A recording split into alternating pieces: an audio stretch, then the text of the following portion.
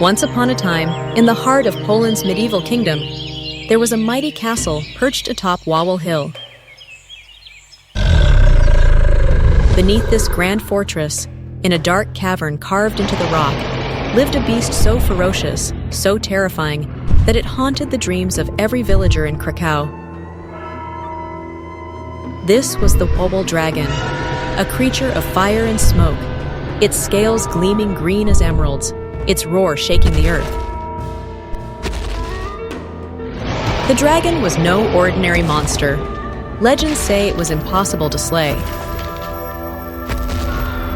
Each morning, it emerged from its lair, demanding offerings from the villagers, often livestock, but sometimes gold. And in the cruelest of times, even young maidens. Refusal meant destruction. Entire fields of wheat would burn, homes would crumble, and brave knights who dared to challenge the beast would never return. The villagers pleaded for help. The king, mighty and regal, declared a hefty reward. Whoever could rid his land of the scourge would gain half the kingdom and his daughter's hand in marriage. Word spread far and wide, and soon warriors from distant lands arrived, ready to test their courage against the dragon. But no sword or spear could pierce its thick, armor-like skin, and no trap could contain its fiery wrath.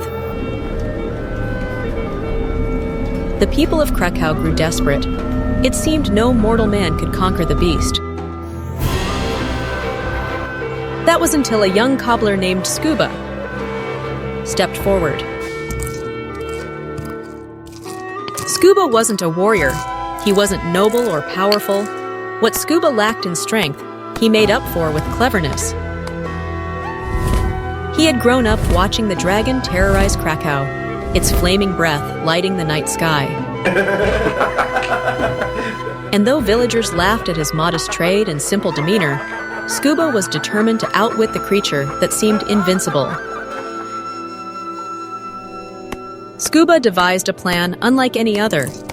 His weapon wasn't forged from steel. It was a ruse crafted from his own craft and ingenuity. He killed a sheep, stitching its skin with expert precision, and filled its belly with sulfur, a substance as bitter as it was deadly. He sewed the sheep back together so perfectly that it looked untouched.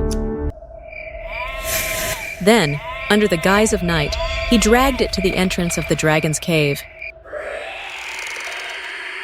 Morning came, and the Wawel Dragon, craving its usual feast, lumbered out of the cavern.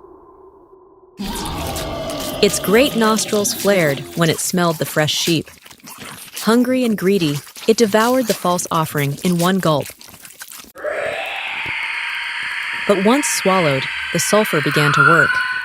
Flames erupted from the dragon's mouth, fiercer than ever before. The beast writhed and roared, stumbling back into its cave as its insides burned. The villagers watched as the dragon's cries grew weaker and weaker until, at last, silence fell over Wawel Hill. Skuba had done it. The dragon was no more. The cobbler became a hero overnight.